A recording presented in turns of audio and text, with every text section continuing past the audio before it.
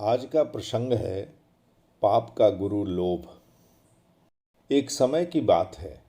एक पंडित जी कई वर्षों से काशी में शास्त्रों का अध्ययन करने के बाद गांव लौटे।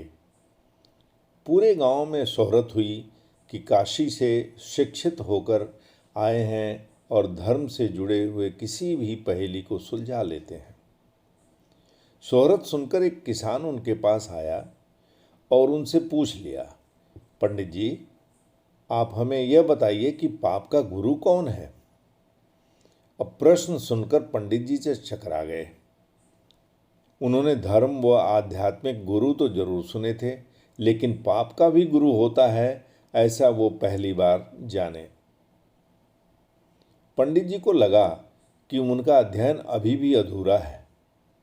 वह फिर काशी लौटे, अनेक गुरुओं से मिले, लेकिन उन्हें किसान के सवाल का जवाब कहीं नहीं मिला। अचानक एक दिन उनकी मुलाकात एक गणिका यानी कि वेश्या से हो गई। उसने पंडित जी से परेशानी का कारण पूछा तो उन्होंने अपनी समस्या बता दी।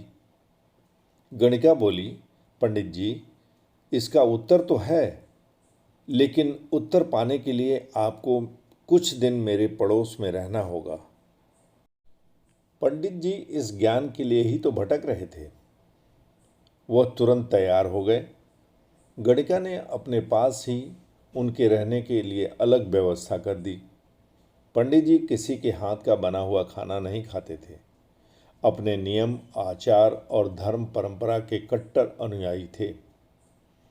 गणिका के घर में रहकर अपने हाथ से खाना बनाते, खाते कुछ दिन बड़े आराम से बीत गए, लेकिन सवाल जहाँ का तहाँ रह गया। वह उत्तर की प्रतीक्षा में रहे।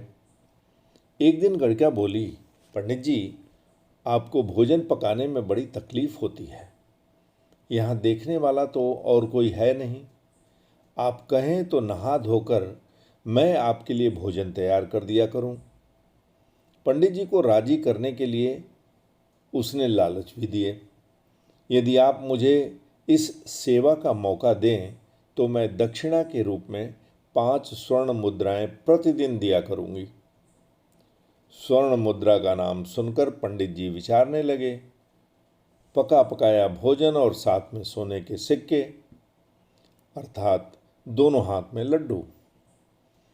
पंडित जी ने अपना नियम, व्रत, आचार, विचार, धर्म सब कुछ भूल गए।